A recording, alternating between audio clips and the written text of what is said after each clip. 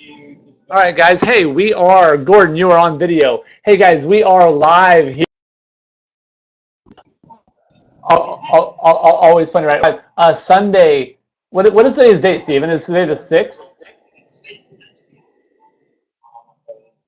The 7th, 8th of January, something like that. It's crazy how it's all working. We are with our Ask an Olympian Anything. So Stephen's up here. Guys, be active in the forum. This is a chance. We literally have no agenda. Me and Stephen, we didn't meet before this. We didn't sit and go, okay, well, really, we want to, hey, let's take it here and do this. It is your chance to ask anything of that. You know, the big topics I know we're going to hit on is Olympic quad stuff, planning that, travel, training, recovery. Even, I actually think I talked to Steven about cutting weight a lot, which is funny. Not a lot of people know this, but when you're in it and you're cutting weight and you're so like out of your mind that you can't perceive yourself. Well, he's watching all you guys cut weight and all the stuff that you do, and we talk about how poorly people do it and how well they do it. So there's literally nothing's off the table here. I have my first one we'll jump off with. This is the only thing I wrote down. I wrote it on just one little sheet of paper here for that. But yeah, and if you guys are going to log on, if you guys can just mute on the audio. So what was it like? Here's my first jump off question, Stephen, and the rest will be for everyone else. What was it like making the last Olympic team? It's about as broad of a question as I can go to. And seriously, I'll be in the forum, you guys. So type them up, and I'm just going to be the MC and just keep shooting questions over. So what was it like making the last Olympic team? Can't get much more broad than that. Right? Yeah, no, that's super broad, but Yeah. it's a good jump off point for sure because, I mean, I think myself, everybody, it's not that out of the ordinary that like you spend this entire time reaching and striving for this goal that, for lack of a better way to put it, is so out there. And I mean, it's one of those things you can really believe it's going to happen, but until the second it's happened, it's hard to cross that final threshold, so to speak. Yeah. But what's funny is like I talk to a lot of people, and so I know I'm not the only one. Everybody really expects kind of this transformational moment of like, oh, when that buzzer goes off, it's like all of a sudden I'm gonna be an Olympian, and it's like, Yep. I love to tell people like that's not how it happens at all. As a matter of fact, after qualifying in Mexico, it was like there was about a half an hour that I was like cloud nine, couldn't be happier. It was the happiest I've ever been in my life. But then immediately after that, there was this weird like letdown of like, oh yeah, absolutely nothing changed. I'm still the same person. And so what I always like to tell people is you don't become an Olympian the second you qualify for the Olympics. I mean, yes, technically you do, but being an Olympian is what you do on a daily basis because you can't like that chase for 2020 has already started. You can't be planning like, oh, 2019, I'm really going to make a hard push for the Olympics. It's like, oh man, you look at Iran, Team GB, all of them, they're all point chasing now. And so it's one of those things. I always feel like it's a big letdown to tell people, oh, the 2-minute round ran out and I went and hugged my coach and after that I went to bed. And it's like, it's pretty uneventful. But that was what happened. Yeah, I mean, look, if you guys have seen the photos, the one where it's like a bunch of us with like, that's like 5 minutes after he qualified, right? So that's where it's that to literally, I remember coming back and he's getting worked on by the sports doc. Was a Sherry, right? You're getting worked on by her in the back, getting his back done.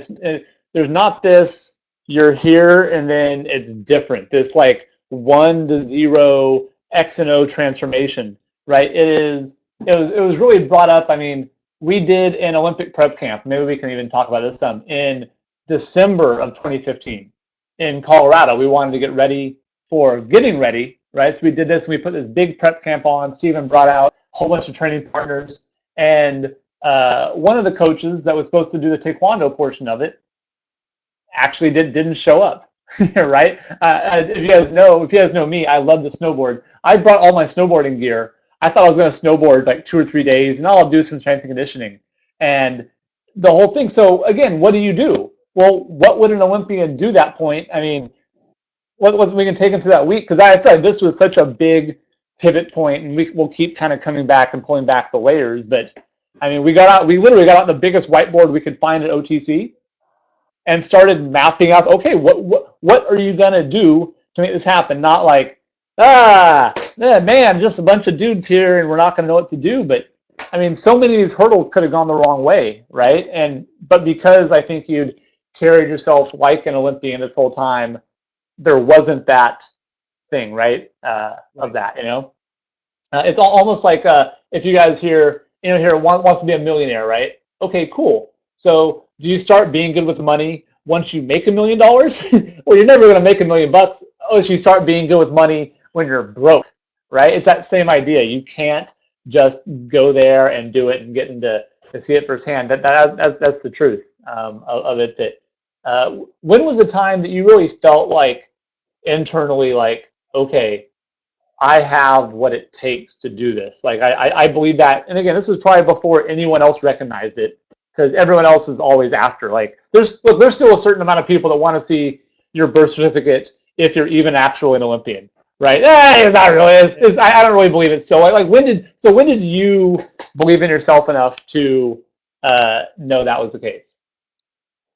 Honestly, like the first time it really hit me, and I can't remember. You might have been on the trip, or maybe it was just after you retired. But I was living in California, and we Yep. had just taken a trip to the British Open, Yeah. and I was what's retired then. Yeah. lucky. The No, but I got my draw the day before, and it was like I had 5 matches the next day, and it was like Olympian, world champion, two-time world champion, Olympian, and then world number one on the other side of the bracket. And I remember talking to some of the people that I was there with, and like I'd had some international success. At that point, I was a Pan Am medalist already, so theoretically, I should have already kind of been at that point. But I went in to the next day with this real like nothing to lose mentality, underdog. Like can't I can't stress how much mentality going into the event affects things, but it was like all of a sudden, first match I beat the European champion and a world bronze medalist. Second match, like I beat the Olympian and world champion in welterweight, Mikhail from France. And like third match, same thing. Fourth match, and fifth match, like I'm in the back and the lights are all down, and I'm the last match of the tournament. And I'm kind of standing there like, oh, holy crap! I'm about to fight world number one from Iran in finals at the biggest open of my life. And Yep.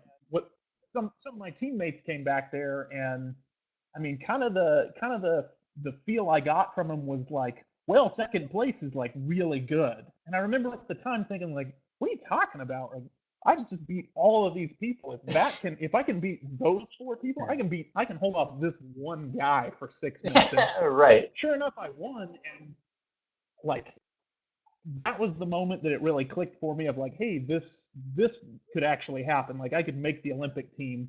But what surprised me more than anything was like I had, like I said, the mentality of an underdog, swinging for the fences, nothing to lose. But it just astonished me that the people around me that essentially told me like, oh yeah, you can do it, man. The second times got tough, it was like, oh well, at least you tried. And I mean, that mentality is cancer in sports, and And it's how much do everywhere. you see that? I mean, and again, like so much of like training, obviously, and hopefully, we'll get into this in a little bit, but there's training. Most of what you're doing is recovery and prep and planning. How much we plan of like this competition, like that, is way more than the actual time of kicking and lifting, right? I mean, it's way more on that side to execute the right plan. How much do you see that in people where they have that mindset? Like, I think it's a sickness and illness for performance of, hey, at least I medaled. Hey, got made it here. Hey, I only lost 6-8. Like how, like what is that like to see for you? Um, a real good example of it, and I won't name the specific tournament, but a couple of Yeah. months ago, a tournament that I was at, like me and one of my friends did really well at it, but this one particular person just showed up and got a bronze medal just because there weren't enough people in his bracket. And what's funny is like My buddy took bronze, and he had fought like 3 matches. Like had a Yeah. really tough day, put in some good work, made good progress, but afterwards, like he was disappointed because he wanted a gold medal, obviously, and we looked at this kid who basically showed up and got 4 ranking points just by weighing in. He's celebrating and oh man, we're gonna go out. I got a bronze medal at this Yeah. G1, and like my buddy came up to me and he was like, I don't get it. He's like, he got a participation award basically, Yeah. and I just told Right. him I was like, welcome to the real world because he's just now starting to get into the G1s and G2s, and I was like, this is the Matrix, buddy. I was like, 99% of people don't have the responsibility to like really step back and go, okay, yeah, everybody says I fought great that match, but how did it really go? Like I was the Yeah. one that was in there, I was the one that experienced it. What really happened? And I mean, like that's a hard lifestyle to lead because I mean, it leads to plenty of restless nights of, yeah, I might have won a gold medal, but my performance was not good. And it's, What do you I think of mean, that? Of everybody, like that's how critically self-aware you have to be. I mean, this is something I notice in my own relationships with like my wife or others. Like there's like relationships where they're supposed to be good and fun, where it's like you get so trained at seeing things of like, man, Steven, you won this 6-4, you beat this person, and you go, yep, second round this happened, that was dumb. If I do that in this point, that's not gonna like. Is that hard for you, for people around you? Do people get that? That's the mindset. I really think you have to have that. That good enough's not just good enough. yeah, and it's what's funny about it is when you talk to people about it, I think the majority of people think like, "Oh yeah, I've got it. I'm doing what it takes to win." And they're like, "Oh, I trained so hard. I put in 40 hours of work a week." And it's just like, "Okay, man. Like I kick 3 times a week, about 45 minutes a piece, Yeah, and like I've never been better at yeah, my job than I am right now." And it's like for those of you that may or may not know him, there's this business entrepreneur that me and Tim follow it named Gary V. And like one of my favorite quotes by this guy is, you're not going to be successful until you're willing to bleed out your eyes. And it's yeah, like most people are like, they'll do the, I love it. They'll do the, well, I would have won that tournament, but I haven't had any training partners. And it's like, whose fault is that? Like that's your fault, buddy. yeah, And it's, yeah. Do you think Iran cares? Yeah. oh yeah, Hey, let's take it easy on Steven today, man. Yeah, his fiance had to work overnight shift. It's really hard on him. Yeah, like right, like it's But I also call that the like level one confidence, where people go into a match and they, what are you gonna do? I'm gonna try my best. I got this. If you don't come into it believing that, like that's the base level. That's your cost of admission. And so if you're still struggling on, we always talk about like base of support, the stuff in training, right? If you can't squat well, I can't load you up to do this. If you can't do this, I can't condition you here. Same thing mentally, right? Oh, I went to this, I want to do this thing. Cool. Do you want this? Do you want to win, right? And I want it. Cool. Hey, guess who does? Look around you. Every person here, everyone wants it everywhere, right? It's what are you willing to do, and how? Like, are you willing to bleed through your eyes? And I'm sorry, some of you I know, Chris, you're younger, but hey, it's the it's the truth, and you hear it now, and that's obviously a metaphor, but that's the truth. And are you willing to want it through the ups and downs, the hard times of that stuff, and that's the real deal. And then you get people that go, I also want it to be, again, that's the cost of admission. You have to actually put the work in to and do it so well. Just wanting it, good. Some people don't. Fine, right? Okay, let's get into some viewer questions here. And yeah, I love you guys typing up here. Let's go with the first one. What do you think of Malcolm Gladwell? He's the 10,000 hours to mastery uh, uh, guy among many others. I love Malcolm Gladwell. So go ahead. What do you think of that? What do you think of that idea? uh, Malcolm Gladwell in general, like I have all of his books. Like I Yes. love him for sure. I have his books and I have him on audiobook, so like I can listen to him on a plane because I mean the Yes. guy's strategic gold. But I mean like the only problem that I've ever had with him is like when it comes to the 10,000 hour rule. Like it has to be the one thing that doesn't really get specified and stressed enough. I think is it has to be 10,000 quality hours because like Yep. I can put in 10,000 just like what I tell people lately is if you want to be a world champion, like you need to be good at like two or three things. Like Yep. that's all you need to work on. So if you're going to practice and working jump flying sidekick, being like, oh yeah, I'm gonna make the 2020 Olympics, it's like, Right. all right, like I'm working on cut kick, I'm working on cover punch, and I'm working on following, and that's it. And it's like the only I agree with his 10,000 hour rule, but the only like addendum I would put to it is, hey, it's got to be 10,000 quality hours, and that goes back to Yeah. that having the responsibility to know what you have to do to get to where you want to go. And how many times do you hear that where someone, this is again, these like, I see systems and kind of levels in everything we do of how to progress people forward. So in coaching, this is like level one, maybe I'll give it level two coaching, at least you're identifying it, but where someone goes, all he did was cut, kick, and right leg. Yeah, he was super good with it. Oh wow, it was perfect. All Steve Jobs did was he just put an iPhone. Yeah, it was the best. Like it was the best, right? But they say that, oh, he just kicked with right leg. You don't know how to counter that. Okay, there's distance, there's time, there's motions, there's strategy, there's a timing it happened to fight, there's how he set it up, there's a million other parts, and just so to just see it as right, they're just those simple things. How many different ways do you have to throw your cut kick? A little, honestly, 50. I mean, honestly, maybe that's too low. Right. One kick, but everyone goes, so yeah. So the 10,000 hour things. Let's break it down. That is, what is it? 3 hours a day is for 7 days for a year is 1,000 hours for 10 years. Yeah. That's a lot to get to that mastery level. It really is, and to do it right. So when I hear people, me and Steven joke about this all the time. I'm training 12 hours a day in this. What are you doing? Like how much are you mastering stuff? Like, are you really like, okay, good, show me you're off the line. Okay, well you can't pivot your foot still, so I don't know what to do with you. So you spent 5 years that count for zero now. They count for zero, and you're starting over at square one. So it's 10,000 really good hours. I know we both believe in that so much.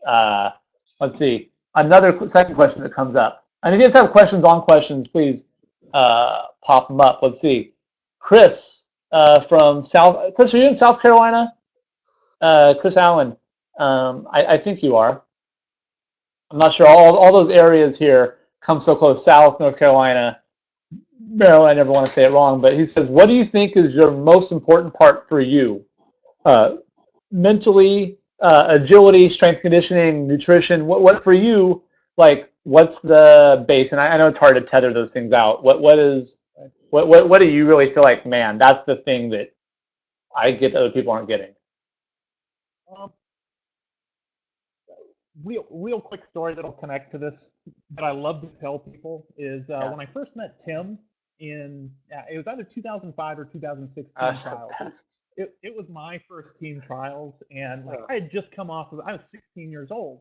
I just won senior nationals, beaten the senior team member, beaten last year's senior team member. Like I was thinking I was pretty awesome at this point, and like I get down into the holding area at team trials thinking, I'm going to go 5-0 today. Like I'm going to roll everybody. And the thing about it is like nobody really tells you until you're in it that team trials is just chaos. Like it is a win by any means necessary. It doesn't matter if you win 1-0 or 50-0. Like team trials is the worst tournament. And like I'm in the holding area warming up for my match, and I look over, and I've never met Tim. I see him kicking, and this guy is doing just horrible kicks. Like his kicks are so ugly. And I'm looking around and like I kind of look at my coach and I'm like, look at this guy, right? And I'm doing these super pretty like roundhouse to the face, holding it like awesome kicks, and like my day just goes horrible. At the end of the day, I'm 0-5, and I'm like I'm sitting down in the holding area. I've still got my chest guard on, like I've got my hands in my hair, like I can't believe I blew it. Like I got to start all the way back at the bottom of the mountain. It's the worst day of my life, and like I look over at the piece of paper that's got everybody's record on it, and like Tim comes walking downstairs after making the national team, and I look at the numbers, and he's 5-0.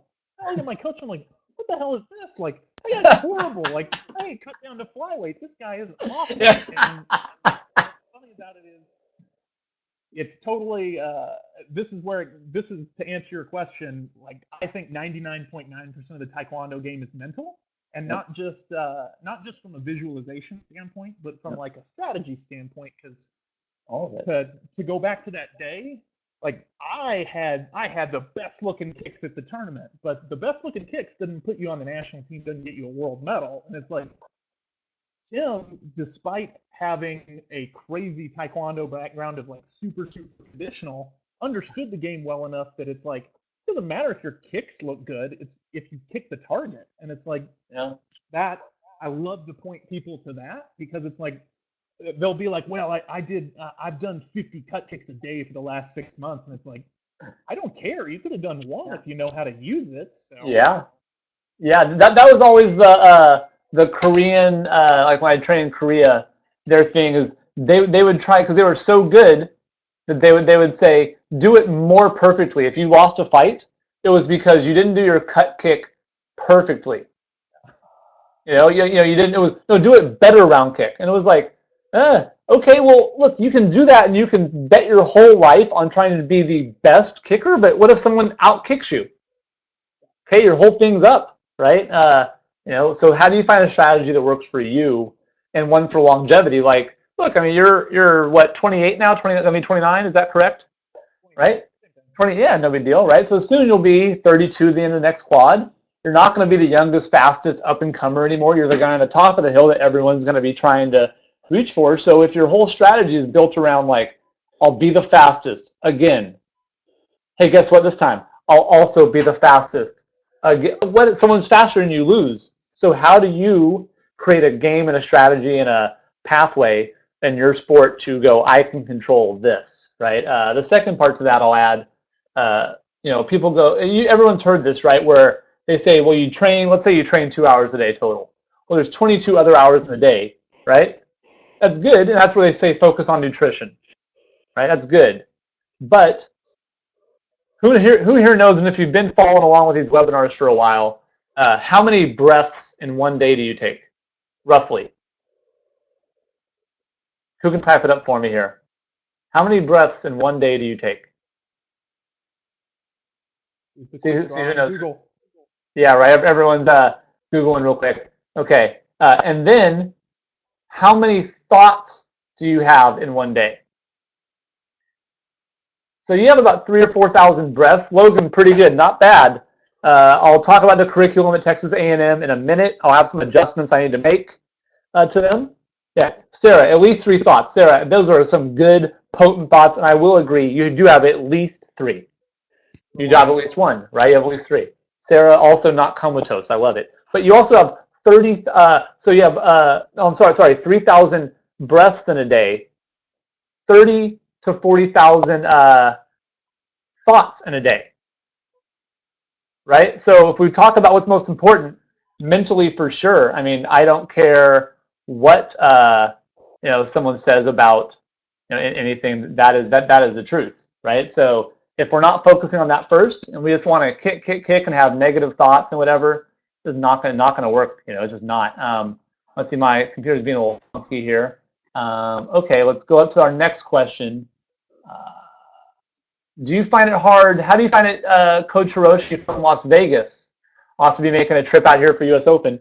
How do you find managing work, balance, life? Steven's newly engaged. Give him a round of applause of that. How do you handle all that stuff? I mean, honestly, it comes down to prioritization and goal setting. Going back to that whole you have to want it bad enough to bleed out of your eyes. It's like because to backtrack a little bit, when I first made the senior team, I was getting ready to go to college, and the entire senior team staff told me that if I went to college, it would be the end of my career. Like I could kiss the Olympics goodbye because you can't focus on that. Well, no, that's really not even remotely true. Did I lose you? Right. It's acting weird. Mine. There we go. Sorry. And somehow I can't see the text box. But yeah, keep going. Yeah. Well, it's just the world's most annoying thing because, like, I had these coaches who are allegedly like these elite, athlete cultivating machines telling me like, oh, school's going to be terrible for you. And I went to tell my parents this, and my parents basically said like, yeah, you're going to go to school. And they were like, if you want to compete and go to school, like you got to figure it out. And I actually like started hitting efficiency business books and stuff like that really hard. And what it came down to was, like I said, you have to prioritize things. And it's like, I would get up in the mornings and I would go do my lift. I would schedule my classes a really specific way, and if I couldn't make that happen, just tough, I'd have to move the workout. But, I would allot time for, from this time to this time is homework. Like, yeah, sorry, I can't go out. I can't go see a movie. Like, sorry, guys, like, I want to go to the Olympics one day. And it's totally one of those, it's a tough decision to make because you're having to leverage essentially your youth, your fun, your free time. But again, it goes back to that, are you willing to bleed out of your eyes to get what you want? And so, I mean, it's a lot of people know that over the last quad for three and a half out of the 4 years, I worked for GE Transportation. And this goes back to, how do you prioritize things? And what most people don't know is I had to be up at 4 o'clock in the morning to submit a report to our customer. I would be in the gym by 5 a.m. I'd be out of the gym by 6:30, so I could make it home in time, which took about 30 to 45 minutes to get home, take a shower, and then rush to get to work by 8:30. Well, then I was at work from 8:30 to 5:30 every day. After work, I'd go straight to work out. And the problem is, just by my own genetics and biology, I'd get home from practice at 10:30 at night, and I can't sleep. The second I get home from a workout, I need about an hour. Imagine that, yeah. And so I'd end up falling asleep about 12:30 or 1. I'd get up and start the day over 4, and like that's just something it had to be done because it was the only way I could afford actually getting to competitions. Like every now and then I would get before I made the Olympic team, I would get a seminar or something like that would help. But other than that, there was this point back in 2011 that I essentially had to ask myself, like, hey, you need money to get to the Olympics. What are you going to do to get it, kind of a thing. And I wouldn't trade what I did, and I wouldn't trade that 4-year period because it put me on the Olympic team. But like, for example, towards the end of that quad, when it got ready for qualification, my parents had basically a sit-down conversation and said, hey, like, we will help support you to get you to the Olympics this last little bit because we've done it for so long, but like you need. And at the time, I had a bunch of people tell me like, oh, you're crazy. That's a career. Like, and it's true. If I had stayed at GE, that's something I could turn into a career and work at for the next 40 years. But I can work the rest of my life. I can't go to the Olympics for the rest of my life. And so it's all about budgeting and prioritizing your time. And at the end of the day, when it's Friday night and it'll be the first time you're actually able to get a full 8 hours of sleep, and one of your buddies calls you at 10:30 and says, hey man, you want to go out drinking? First of all, as far as I'm concerned, your phone should be on sleep mode and you shouldn't be getting that call anyway.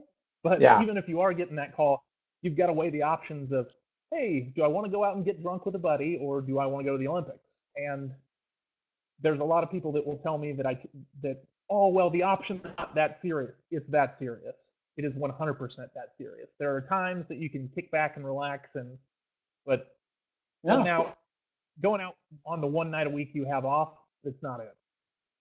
Yeah, I mean, think about this. How many billionaires are there in the world? Does anyone know? And have an idea? I believe there's over 1,000, right? I mean, that's easily over 1,000, but that's not even that much anymore, right? Which is weird to think of, right? 500 million. I mean, so let's say there's 5,000 billionaires. Someone can Google that for me and put it up in the chat. That'd be great. Does anyone know the number of Taekwondo athletes in the Olympics?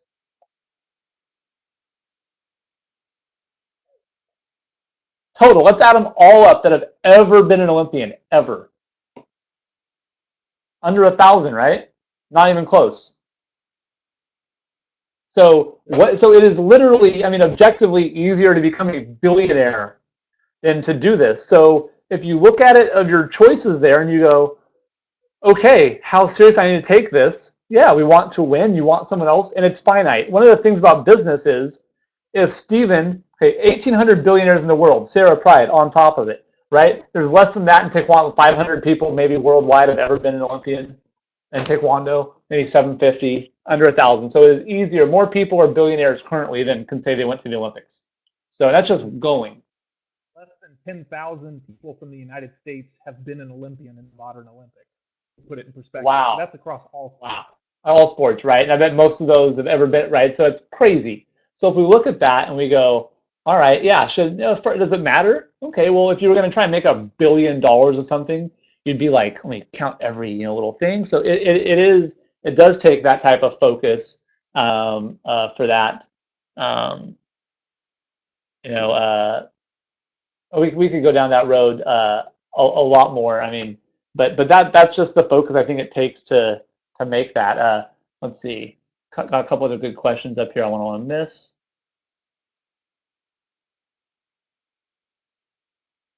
Let's see here. How do you cope with the other direction? How do you do it when you don't have a lot of training partners? And look, this is tough for Steven for sure because he's a heavyweight. So a lot of times you may have a partner and it's to find someone who's good and 240 pounds isn't the most easy thing in the country. So how do you handle that?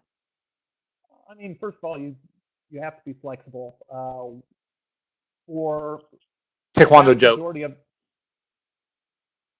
for the vast majority of the quad, I mean, my current training partner's been Logan Garrick, and like Yeah. he's a flyweight. And what's funny about it is I've had coaches tell me like, oh, he's not a good training partner for you. And it's like, no, first of all, that's not true because from a Taekwondo game perspective and like an understanding of the sport, like he's smarter than most of the coaches I've met. A 100%. I would take somebody that understands the sport from a mental standpoint over somebody that meets the exact physical requirements any day. I mean, you look at these training camps that we did, and I don't think other than the one in Phoenix that no, Healy was in Colorado Springs too, but there was Yeah. one person there that was an actual heavyweight, and the other 7 people were under 170 pounds. And so it's like you have to make do with what you can use. And at the end of the day, I'll take somebody that's fast over somebody Yeah. that's big and throws a lot of cut kicks any day. Because if you can deal with a short, fast person, you can deal with a slow, tall person. But I mean, a lot of it has come down to travel. Like I go down to Dallas right now. I live in Oklahoma City right now, but I go down to Dallas all the time to have training partners. I go up to DC to train with Corey and Oli. I mean, it's just Yeah. it goes back to that you have to do what you have to do. And the good part about a scarcity of a resource is it really makes you appreciate it. And so, like, I'll go 3 or 4 weeks without a training partner. And it's like, I find out, oh, this Friday I'm going to get to train with Logan. It's like, Yep. I'm going to get the most out of that one workout as compared to the rest of the 4 weeks than any other time. And probably more than if I had him consistently just because it's that scarcity. So you're going to take advantage of absolutely every second you have until you're just beat tired. And so scarcity isn't a bad thing. I think it gets a bum rap because you'll hear people like, "Oh, I moved here for a better coach, and there's 12 training partners," and it's like after 6 months, the first month they're getting a lot out of it, but after 6 months you look at it and it's like, yeah, how come Cisse, the Ivory Coast gold medalist in welterweight, is training on dirt roads with other white belts and he's still winning the Olympics? And it's like, Yeah. you can't tell me that having everything is going to make you an Olympic gold medalist. Like he's a prime example that if you value what you have, like you can make anything happen. Yeah, I mean, how much of that is like just there's these little areas that people don't see that are just defeatist mindset stuff. We did a webinar a while ago called the Champions Mindset, and it was all kind of people think they're being rational. Oh, I'm being rational, and really it's just a little way to go like, not gonna happen, not gonna happen. A little more, not right, a little cut and a little lower, and it's that kind of back and forth between how do I be really clear with myself and how do I have a little bit of like crazy belief in myself because you have to do something that's this hard of like, yeah, but I'm the person that can do this. I'm the guy. I'm the girl. You have to. The other winner, just like that is you'll hear people, and I totally think it's a false realization and it's a coping mechanism, but you'll hear people like they don't reach their dreams for whatever reason, and it's like the excuse you'll hear is, oh well, it's about the journey, it's not about the destination. And like to a degree, I totally agree with that. But whenever that's the result of not achieving your goal, like that's not being honest with yourself. Yeah. Because like what the counter argument I love to use for that is like, okay, if it was always about the journey and not the destination, in World War II, we wouldn't have cared about beating Hitler. It's Yep. about the journey, right? Hey, we didn't we try our best? Man, hey, good fight, everyone. Right? So, I mean, Yeah. Those are things for hindsight, right? Those are things you look back and you go, wow. I mean, look, you met your fiance, your future wife from Taekwondo. But that's not something you hold on to in the moment. You don't go, you're training and it's hard, and you're like, well, at least and that's a way to have a cop out. In the moment, you're going, I don't care if I have to live in my car, I'm going to do this, right? It's later when you're older, you go, wow. I mean, I met my wife doing Taekwondo. So I look at that now and I go, that's really cool. But that in the moment when you lose, again, well, use Iran as a thing. I don't lose at Worlds with Iran and go, or I lost to Taipei in 2003 in semis to Chu Mulien, right? And I go, well, at least I met my wife doing Taipei. Hey, it sucks he knocked me out and kicked me in the head pretty hard, but whew, right? Those are things you look at later, so they are good on the journey, right? But in the moment, those don't help us find the path, right? Why did you choose Taekwondo as your sport? Coach Helgi from Iceland, our guy with the mad video skills, super smart guy. How did you choose Taekwondo as your sport? Some questions from the students. Yeah, because you had to be good at sports. Right. The initial Sure. thing was that I wanted to be. Sure, yeah, I was athletic. I started at 6'4". I originally wanted to be a Ninja Turtle, and so the most logical thing my parents could do was to quote unquote stick me in karate at the time. And how it ended up happening was I was bugging the crap out of my parents at on my birthday at lunch, and there just happened to be a Taekwondo school across the street. And my parents just said, you know what, like let's sign him up, get this out of his system. He'll do it for a week and then quit. And clearly they were super wrong about that. But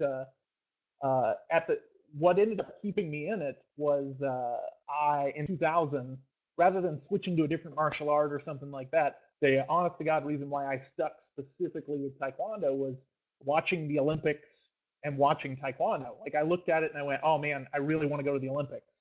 And, not to take away from Kung Fu or something like that, but other than judo, I mean, it's judo and Taekwondo and now karate. But at the time it was like, okay, if I want to get to the Olympics and be that, I've got to stick with this. And so it was the byproduct of wanting to be a sci-fi character and seeing actual Olympians compete in 2000.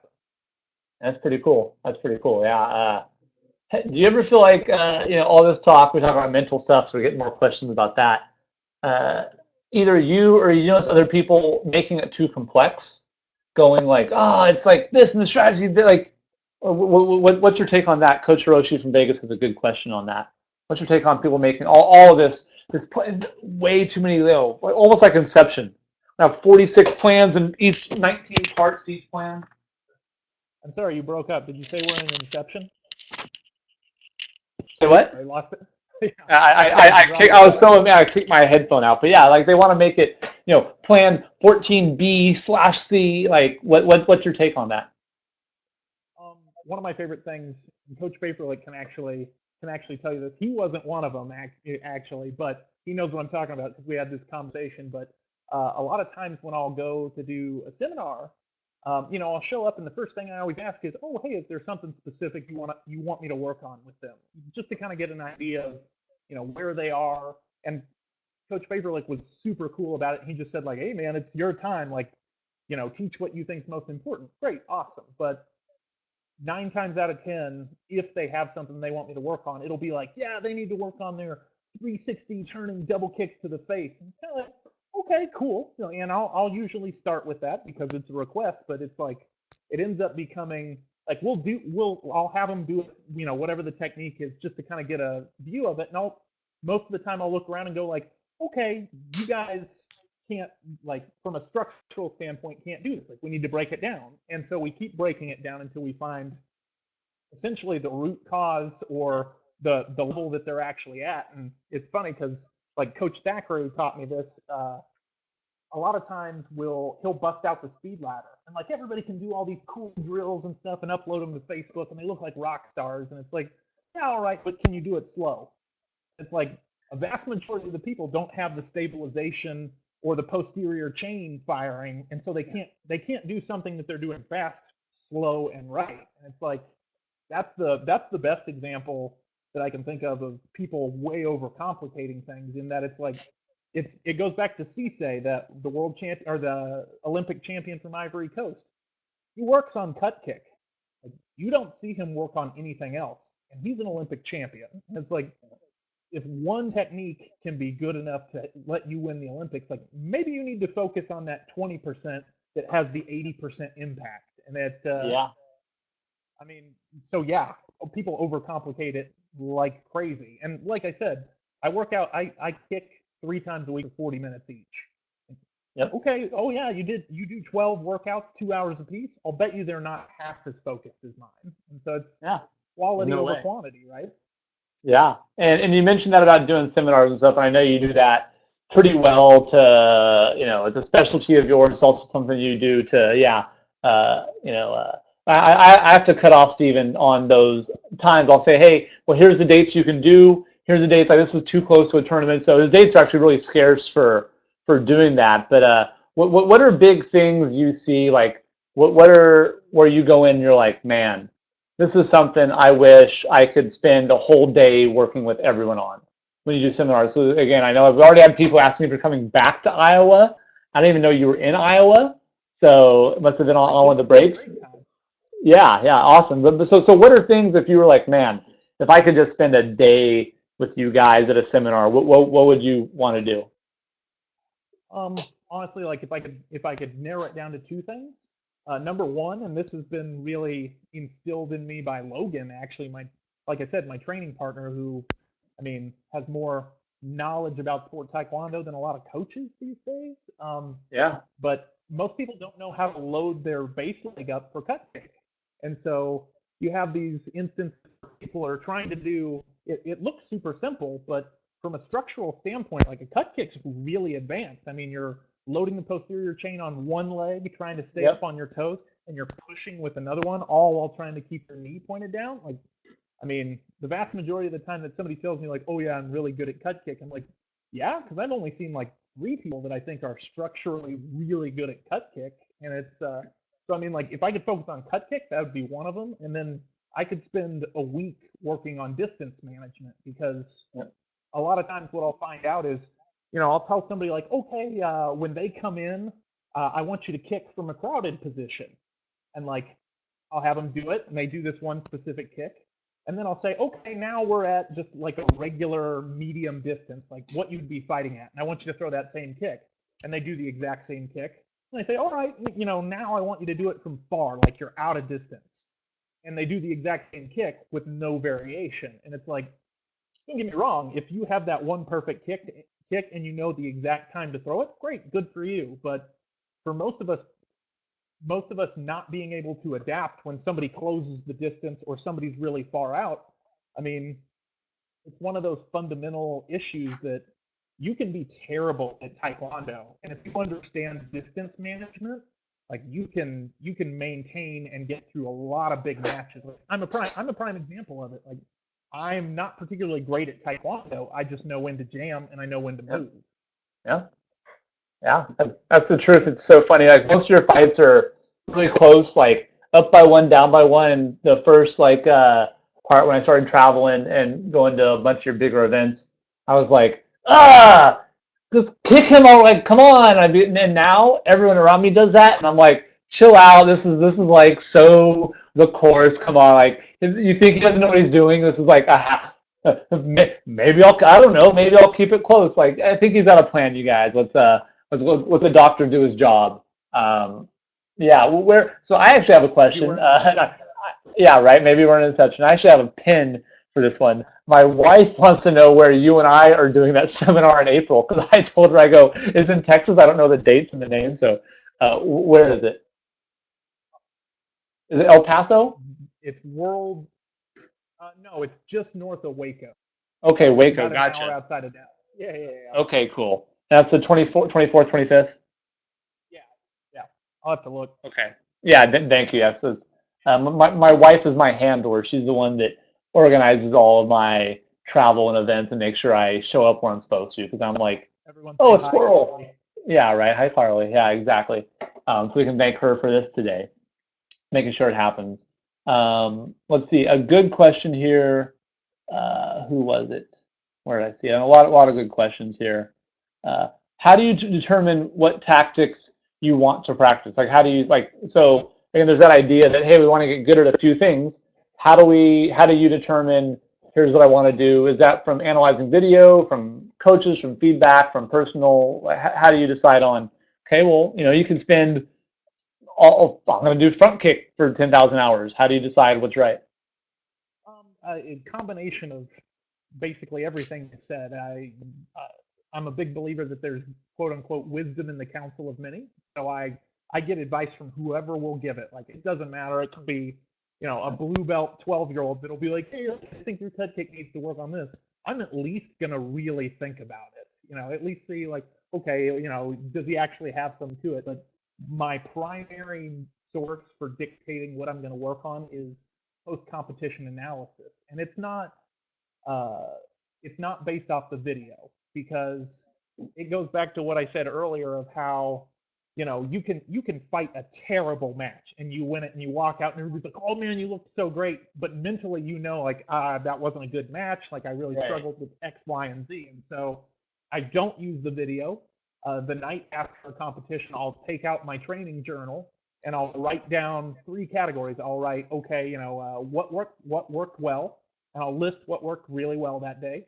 I'll write what needs to be worked on, and then I'll write an action plan for how I'm going to work on things. And that's from a really like micro standpoint of I'll narrow it down to the three most important things because if, for me in particular, once you kind of get to 4, 5, 6, 7 things that I need to work on, it gets too unfocused. And I'd rather get massive gains in a couple of small areas than mediocre gains in 10 areas. And so once I have that action plan, uh, like Coach said in what we did in Colorado, in the little training room I have in the back of my house, I have a whiteboard, and I'll literally go back there and I'll write down like, okay, these are the 3 drills we're working.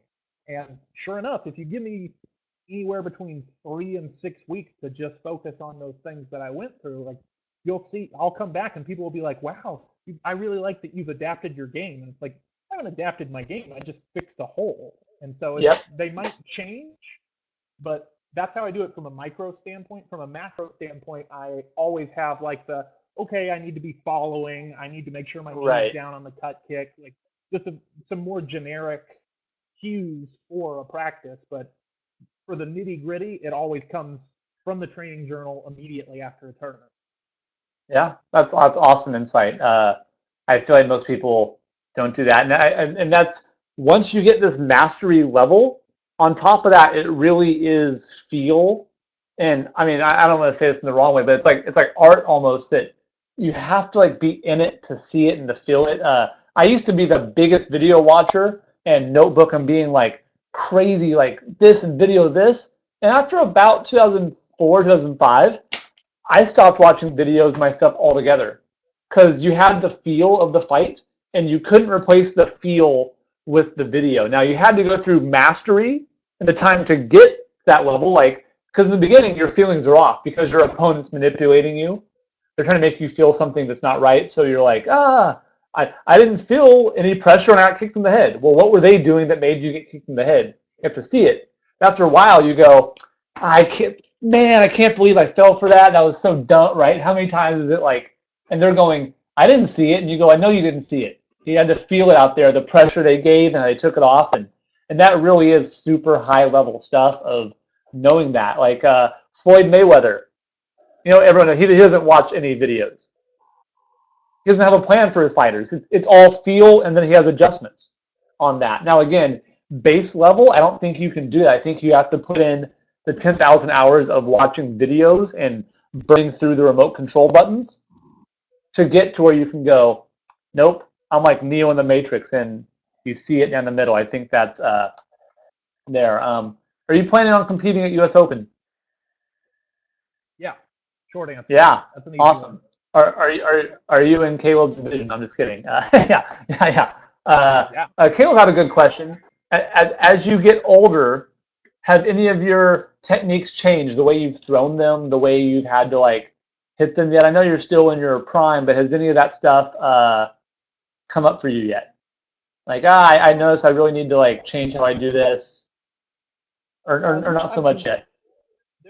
there are selective things like, for example, cut kick.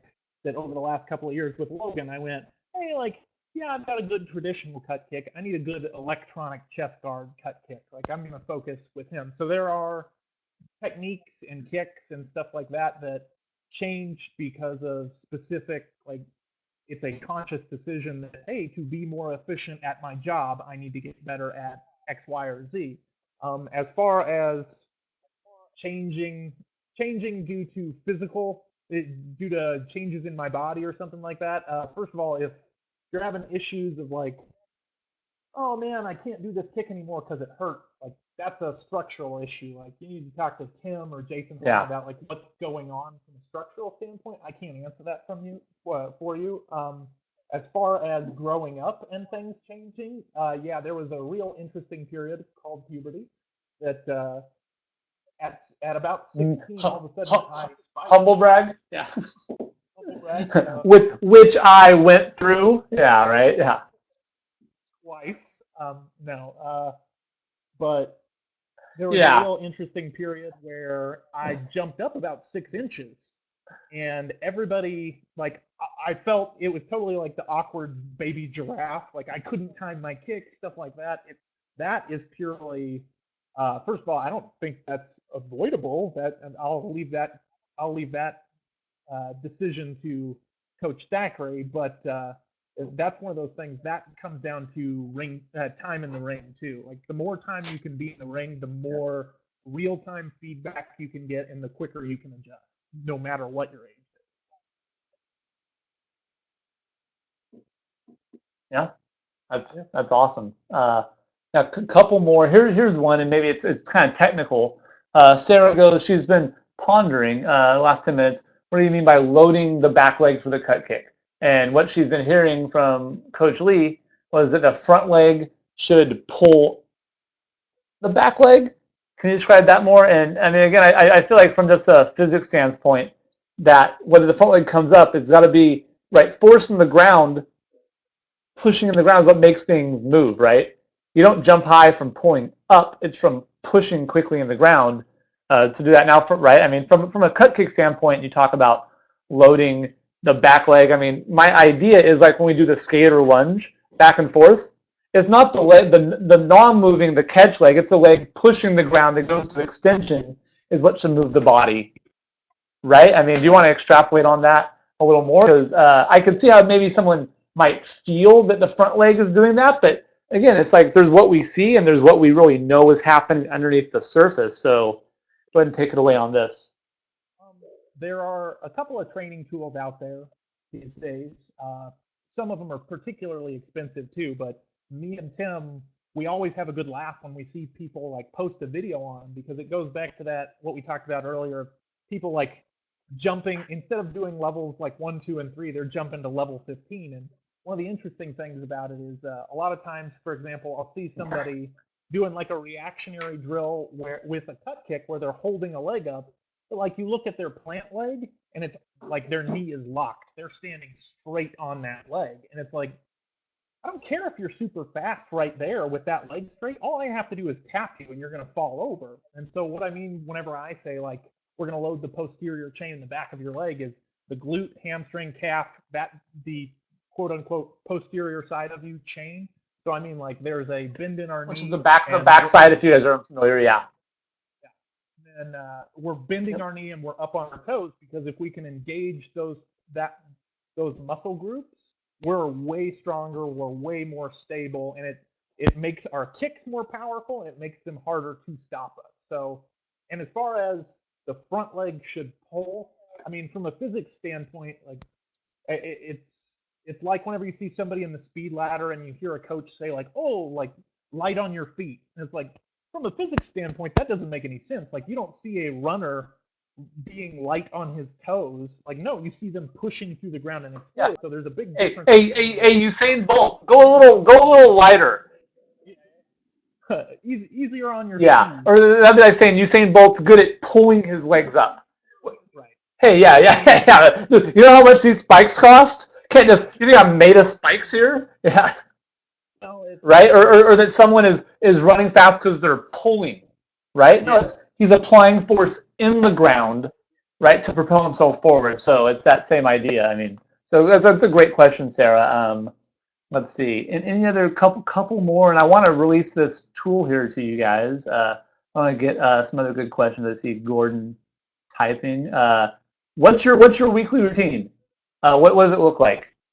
And this is something that honestly, when I do calls for people for starting remote coaching, I talk about this all the time. I go, "Oh, what do you think Steven's training schedule is like?" And they come up and they like, I think they're like, so I put them on the spot, like, okay, 6 a.m., 4 raw eggs. Then 6 mile run, Stairs and followed elevators. by a 4 mile run, a 2 mile cool down run, and a mile of sprints. That's by 8 a.m. 9 a.m. is where things get a little sticky, right? Like so what's your training schedule like for, I mean, and again, it changes over the years of this stuff. So for now, what does that look like? Um, for starters, Monday, Wednesday, Friday, the typical setup is I'll lift Monday, Wednesday, Friday in the mornings, and I'll kick Wednesday, Friday in the afternoons. And then Tuesday, Thursday, Saturday, I'll do a gymnastics mobility protocol. And but from a more micro standpoint, uh, I'll usually try to be in the gym by 8 a.m. There are some people that swear by getting into the gym like super early or the afternoon, whatever. That's personal preference. I've had some blood work done with the USOC and stuff like that, and so I know that, like for example, my testosterone is highest around 8, 9 o'clock in the morning. So I'm going to go take advantage of that and put in the work at the gym. But I'll typically do like my juice workouts last about an hour because again, super focused in the gym. Like one of the things Tim really honed in me was, hey, get in the gym, get out. Like you're in the gym enough. You don't need to stand around and like talk to your buddies. Like it's okay to do that from time to time, but no, like you're in the gym for a purpose. And so about an hour, maybe an hour and a half for a longer one, a little bit further out from a competition. But after that, I'll go and I'll sit in the sauna for 15 minutes. I'll take a couple hours off, and then I'm typically in the gym again for a kicking session at about 3 o'clock. And by 4 o'clock at the latest, I'm walking out the gym. And so that's kind of the Monday, Wednesday, Friday, and then the Tuesday, Thursday, Saturday, the gymnastics mobility program that I'm on lasts about 45, 50 minutes. So, I mean, the big difference with Taekwondo being a combat sport that is not in the water, like you hear these swimmers and they'll be like, oh yeah, we're in the pool 36 hours a week and we've got these brutal sessions. And it's like, yeah, like you do a bone density test on them and they've got the bones of a 90-year-old woman because they're in the water so much. And it's like, okay, cool, you work out that much? Like, I'm in an impact sport and I'm almost 30. Like, no, I need to be efficient to save my knees and my joints if I want to have longevity.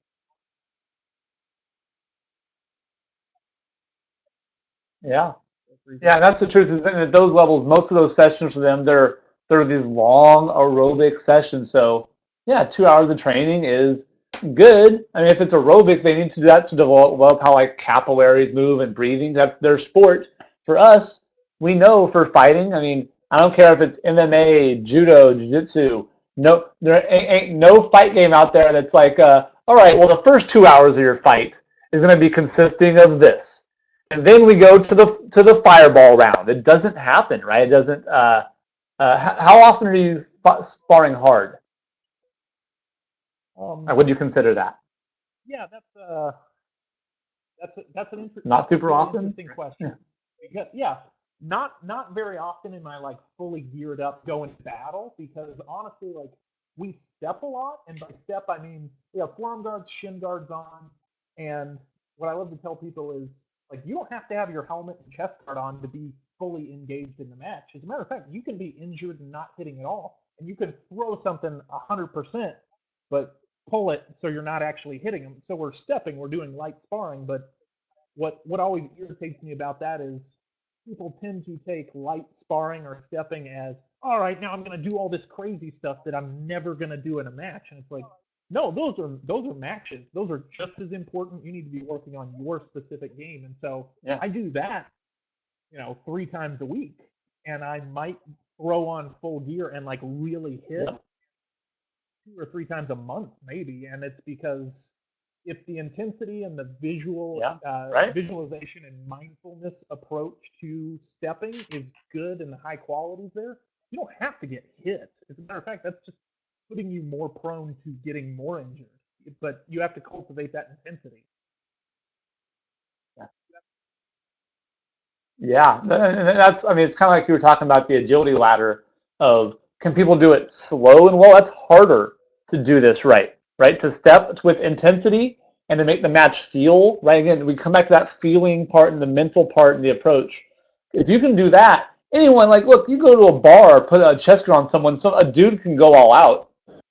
Doesn't mean it's any good. Doesn't mean it's any quality, right? Look, you have to do that, and there are arcs in your training where, I mean, I know when you were probably 17, 18, you probably went a lot more full out than you do now. Like, there are those phases of development that, at the high level, I mean, remember when we were, training, when we first got to LA, we'd step all the time. A couple times we put the gear on, but the stepping was, we were like in it, man. That was like where you punked someone or not, right? You got beat. Stepping was like, oh God, I got you, right? Because it was the equalizer. It was all, you and me could compete on a level playing field of strategy and mindset, and not just, well, I'm big, so I'm going to beat you up, Tim, right? Which, I hate that. Let's see. Okay, I want to go show this now. Let me pull up my screen. Here, let me see if everyone can see this. This should be in the sharing area. You share, you care.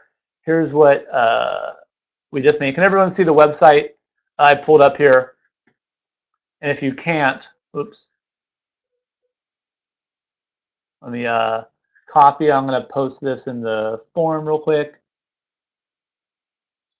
Here is this. So we're talking a lot about visualization and stuff. So here is a tool that I actually just kind of put together for here. It is a structured visualization training protocol. And the idea is that we have obviously like the mental imagery, like okay, I'm doing positive self-talk. Like we said, that's level 1. If you're not doing positive self-talk, we got to start there, or maybe you need to talk to someone about that, or why you don't believe in yourself. Like those are base level things that if you're going this far, we have to work on that, and it's hard. Other people are good. You may be afraid of your potential out. That's good. So what we did was make tracks with sounds from the World Championships. Okay, so it's actual noise from the World Championships. Here, so when you do it, it has a referee commands that call you out to the spot. So you, in first person view, walk out to the ring. You feel the pressure of what it's like to go in the ring with someone staring at you that's your opponent. The match starts with Sijak, and it goes, and you're supposed to go through the fight, not watching it like, everyone here knows how like football's on today, right? How easy to football play seems sometimes from the stands. Super easy, because you're from 10,000, 50,000 foot view. When you're in first person view in a match, it's different. And how many times have you had a parent go, I didn't know why you didn't just punch him? And you're like, yeah, I don't know, I never thought of that. God, I should have hit him. That's crazy. Next time when I go out there, I'll try and score more points. But it's that difference when you're in there in first person point of view, going through there. So it's now the noise and the feeling of it. So it's 3 2-minute rounds with a 1-minute break. So you can actually visualize going through, hearing adjustments with your coach, right? In between the rounds and going through those adjustments on the next set. making that happen versus like you have an athlete or you guys go, I was all good, I lost my mind out there. You'll also notice I have quiet noise. Sometimes, it's the first fight of the day. You're fighting in a hotel ballroom. It's super awkward. Those were the worst, right? So you get used to being like, I can hear my friends talking. This is weird. Or are you like going through it? So I'm not going to talk too much about this now. I want to showcase it to you guys. I'm going to release it to the world for free. I'm not charging for this. I think it's just that important of a tool. It has to get out there. I use this. The background is my dad is a clinical psychologist and a psychology professor. Sent me literally a tape, well, I don't even know what they call them, a cassette tape, right? I couldn't even think of the word, in 2003 with just noise from a tournament that he did. And we made iterations of it. But I went from, when I first got it, I think it was 2002, I went from never medaling internationally to doing this to where there was only 2 tournaments in the next 6 years internationally that I did not medal at. Like, it was that big of a piece for me of the puzzle. So there is, the first track is instructional. It's all laid out there. You get to hear 24-year-old Tim Thackeray trying to explain to you stuff. I'm going to make a YouTube video soon with updates because in the last 13 years I've had some other thoughts on it, but it holds up, man. And then there's the rounds. So it's 3 2-minute rounds with loud, 3 2-minute rounds with quiet, 90-second rounds loud, 90 seconds quiet, and then a technical training one that is just kind of like open time noise. You want to work on new technique, you want to work on this, and you can develop. You want to work on your back kick. You just go over and over. Watch someone kicking at you, work on the timing without the reps of getting beat up. Hopefully you've heard Stephen talk a lot about how cognizant he is of the wear and tear on his body. But it's not just like, I want to work on my back hook kick. Load them up, boys! Hey, 3 Hogus for everyone, let's do this. Right? So how do we do this? Can you guys hear the noise here? Can they hear this? Yeah.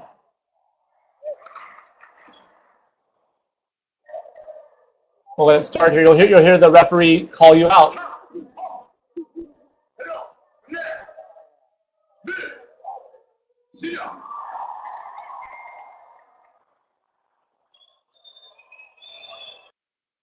Yeah, so that's the idea, that you can hear that noise. And did anyone feel that pressure and get a little nervous just listening to this? It makes me sit up, right? Yeah, it's full of adrenaline. And so think about this. When you're out in the match, if that's the first time you've noticed that, are you fully prepared or not? There's no way. That's why you go out there and you go, crap, it's just crazy. Instead of like, nope, been here. The first time I did this really, really well, I'll let you guys know the story. I had to fight Peter Lopez, if you guys know who Peter is. World Championship silver medalist, World Cup medalist, totally an awesome fighter, 2-time Olympian. Like, I've known him since we were teenagers. Really, really great fighter, right? I had myself do this for about 8 months to get ready for Pan Am Games for him. Taught myself to fight left leg back. I did a whole bunch of different things. And when I fought, it almost felt so surreal that I was doing things like, did that just happen? Because that's exactly how I wanted that to go. That every adjustment that I had planned out was good for that. So it's I'll lay it out there later. I'll have stuff for you, but I'd love for you to share the link. Feel free to post it on Facebook or to send it to your students. Like, use this. It's good for match fights. If you want to use it in your school, you can do it instead of it quiet at school. Use noise and have everyone geek out a little bit. Use it, share it, post it. Like I said, this is something that has been such a big impact on me that I can't keep it hidden. I'll ask you one more thing, and then we'll jump back off this. Let me stop this. Who here knows why it took me so long to make this public? Does anyone know? I've had these CDs for ages. It was on a CD, and I don't have a CD player on my iMac or on my. I swear, for the last 4 years, I haven't had a thing, and I keep going. I'm gonna find one. And I just haven't. So I had 1,000 CDs made back in 2004 for this, but I didn't know how to distribute stuff. So that's why I said I just want to get it out there. My parents want to get the CDs out of their house, so I can get rid of them now, and it's there online. I hope you guys use it. I'm going to put more stuff out here current, but I want you guys, or the second group, to hear this. The first group is my remote clients. They get first dibs on everything, but this is something that I want you guys, because you're here, you wanted to come listen to Stephen. And seriously, when we talk about the mental part, mental thoughts, focus, long-term stuff, bleeding through your eyes, this is where the stuff is done. You know, everything else matters too, but it takes all the parts, not just this. So yeah, so I hope you guys enjoy that and can use it, because you guys were the ones that made the time to be here. Final questions for Steve. We got time for one more. I know you have a busy night. Maybe stop by Bed Bath and Beyond. I don't know if we're gonna have enough time still, but what's yeah, right? Could be anything. Could be anything. What final question from a man?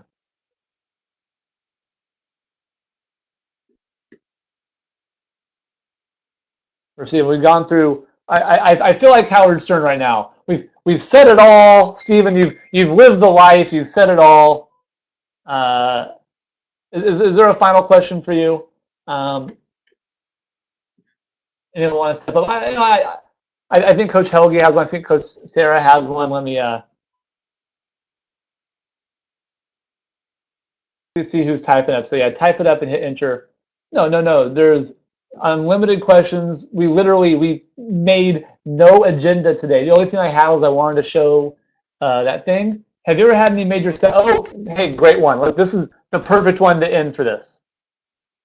Stephen, what setbacks have you had? Okay, hey, okay, you guys list your worst injury. I'll have Stephen list his worst injury. Go ahead and talk about your setbacks, because this is a great one to finish on. Awesome, Coach Helge. I love it.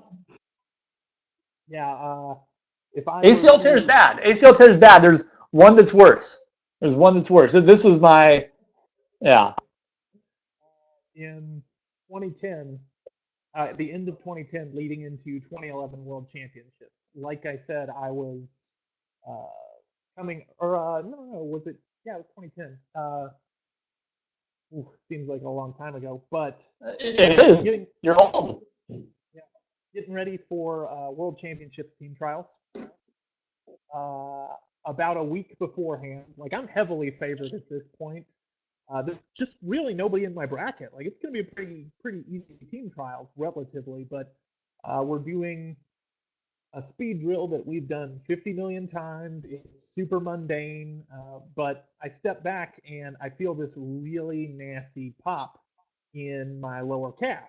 And like I fall, and honestly, like I thought I stepped on somebody. I look around and nobody's around me, and like my coach comes up to me and he has me roll over and he's like pecking my leg and he's like, I think you tore your Achilles tendon. And I kind of went, like, it didn't hurt. Like I've always heard that No. excruciating. No, you did. But so he takes me to the hospital and I get an MRI done and they're like, yeah, you ruptured your Achilles.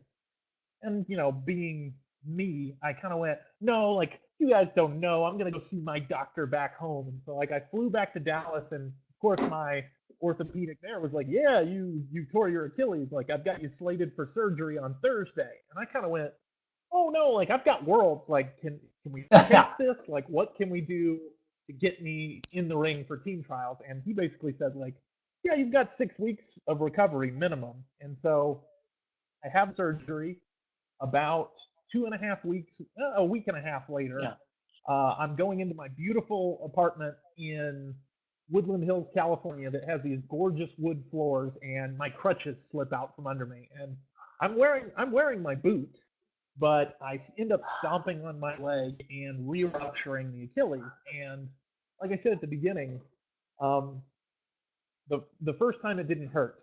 The second time I could actually feel the sutures inside my leg ripping, and sure enough, like yeah, they checked it, and it's re-ruptured. And the bad part about this one is the first time. So when they're repairing an Achilles tendon, they cut off the bad part and they pull it down, so it really tightens that tendon in your calf. And most of rehab is developing mobility in it again. Well, they had already done that, and so the problem is they couldn't down anymore. And so I ended up having to have an Achilles tendon graft, which is where they cut it out and literally put in one from a cadaver.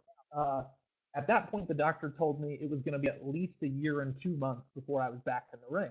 But fortunately, I was blessed with very aggressive physical therapists, and I spent a small fortune and went into a crazy amount of credit card debt doing things like a hyperbaric chamber, getting massages 3 times a week on it, seeing PT, and it was just because I had to get back into the ring as quick as possible. And the funny part is, like I said, the doctor told me a year and 2 months minimum.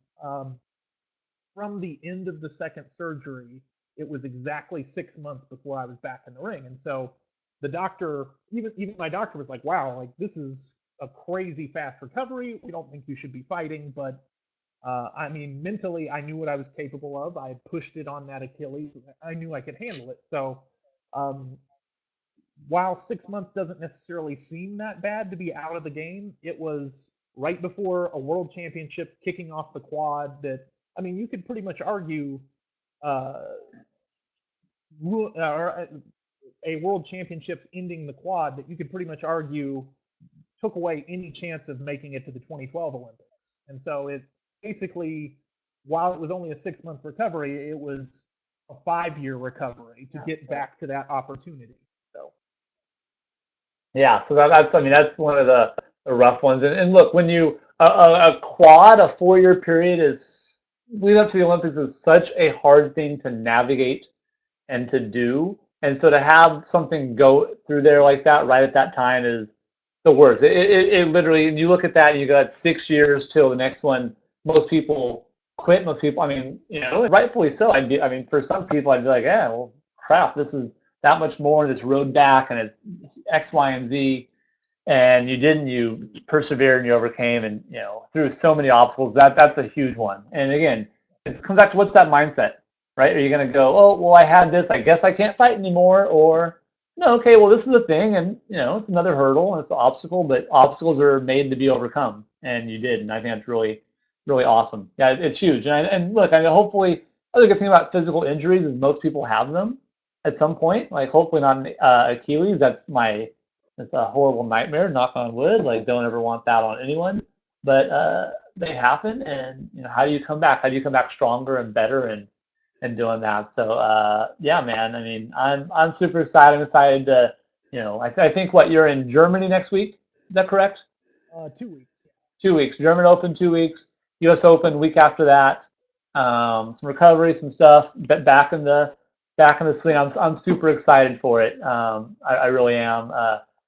Let's see if people want to get in touch with you. I know we've had a few questions of people asking, probably have other questions or to bring you out. It sounds like you're huge in Iowa, which is awesome for another seminar there. There, I know we're going to be in Texas. If people want to contact you or hire you, how do they do that?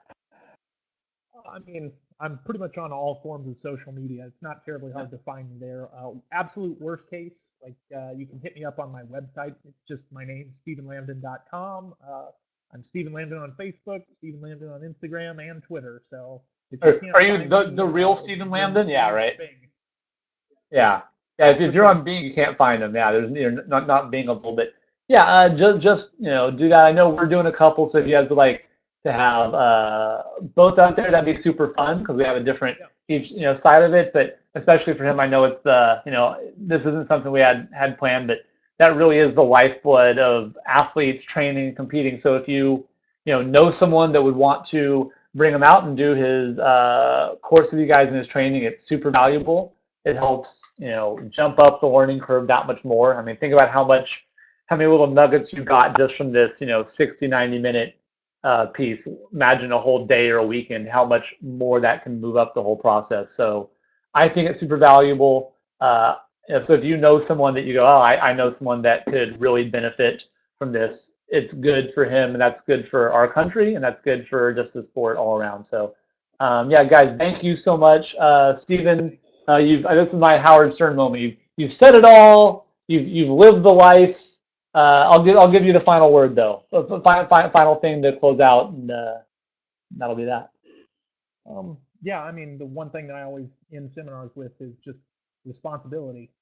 If you want something, it's 100% on you. Because 40 years from now, you'll be the only person that's awake at night thinking about like, oh man, if I had just done this, I would have gotten it. So I mean, I tell kids, I tell 8-year-olds, I tell 45-year-olds, everybody. If you want something, you have to be responsible for it because nobody else is. Yep. That's the truth there. That's the truth. And thank you guys so much, Stephen. Thank you so much for your time. I have some rest to do tomorrow. We have a good workout Monday for you, getting ready for Germany and everything. Everyone here, guys, thank you so much. And again, feel free to share that link here. Let me post it up for you guys for the visualization stuff. Hope you start using it. Send it to whoever, send it to your whole email list, send it to everyone. Also, if you guys do, again, want Stephen to come out to your town, do it in person. I'm sure, like I said, if it's not in one of the windows I have X'd out for him that I say he's not allowed to do it, but then he'll hopefully be able to do it. Vanessa, thank you. Coach Helgi, everyone here, thank you guys so much, and we'll talk to you very soon, okay? Maybe we'll do another one in a little bit. Is it good? Yeah, sure. Yep. All right, cool, man. All right, cheers, buddy. See ya. Yeah.